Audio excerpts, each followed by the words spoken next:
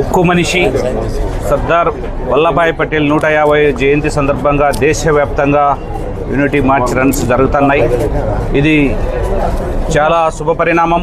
ఎందుకంటే దేశ ఐక్యత కోసం, దేశ సమగ్రత కోసం, ఈ దేశం బాగుండాలా, అఖండ భారతదేశం యువత ముందుగా మేల్కొనాలా, ప్రతి దాంట్లోనూ పాల్గొని యువత మార్గదర్శకంగా ఉండాలని పిలుపునిచ్చి ఈ జాతినంతా ఏకతాటిపై నడిపిన వ్యక్తి సర్దార్ వల్లభాయ్ పటేల్ గారు.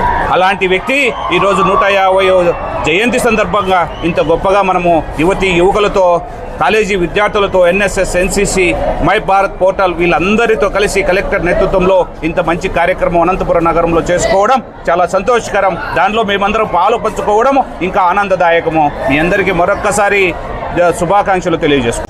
ఈరోజు 150వ జయంతి సందర్భంగా సర్దార్ వల్లభాయ్ పటేల్కి ఘనమైన నివాళి అర్పించాం.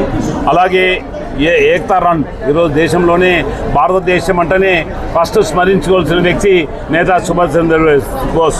అలాగే రెండో వ్యక్తి సర్దార్ వల్లభాయ్ పటేల్. సర్దార్ వల్లభాయ్ పటేల్ ఎందుకంటే 565 చిన్న భిన్నమైన సంస్థానాలని ఇంక్లూడింగ్ హైదరాబాద్ నిజాం పరిపాలన కూడా అంతముందు నుంచి భారతదేశంలో కలిపిన ఏకైక వ్యక్తి శ్రీ సర్దార్ వల్లభాయ్ పటేల్. మనం అందరము భారతీయులం ఏకంగా ఉన్నామంటే దానికి మొదటి కారణము స్వాతంత్ర సమరయోధుడే కాదు, ఆయన ఈ దేశాన్ని ఏకతా దృష్టితో ఒకే దేశం ఉండాలా, భారతదేశం అనే తప్పించిన వ్యక్తి.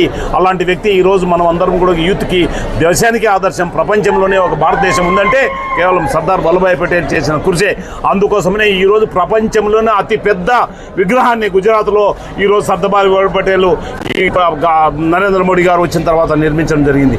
అంత పెద్ద నివాళి ఎందుకు ఇచ్చామంటే అది ఒక టూరిస్ట్ ప్లేసే కాదు, ఈ దేశానికి చిహ్నం అని చెప్పేసి, iron man of the India అని చెప్పేసి పేరు పొందిన సర్దార్ వల్లభాయ్ పటేల్ ఈరోజు ప్రపంచంలోనే ఒక పెద్ద వ్యక్తి, దేశానికి పెద్ద వ్యక్తి అని తెలియజేసుకుంటూ ఈ అవకాశం ఇచ్చిన మీ అందరికీ ఉదయపూర్వక అభినందనలు. అలాగే కలెక్టర్ వచ్చేసి కార్యక్రమం చేసినందుకు నెహ్రూ యువ కేంద్రం వాళ్ళకు కూడా ధన్యవాదాలు. Thank you. తొలి ఉప ప్రధాని సర్దార్ వల్లభాయ్ పటేల్ 150 జయంతి సందర్భంగా శుభాకాంక్షలు తెలియజేస్తూ, ఈరోజు భారతదేశం సమిష్టిగా ఏకీకృతంగా ఉందంటే బ్రిటిష్ వారు మనకి స్వాతంత్రం ఇచ్చే ముందు 565 సంస్థానాల్ని మనకి వదిలిపెట్టేసి పాకిస్తాన్ని విడదీసి వెళ్ళిపోయారు. అంటే ఖండాలుగా ఉండాలి, వీళ్ళు సంతోషంగా ఉండకూడదని చెప్పి వాళ్ళ కుట్రలో విభజించు పాలించనే కుట్రతో మనకి స్వాతంత్రం ఇచ్చారు.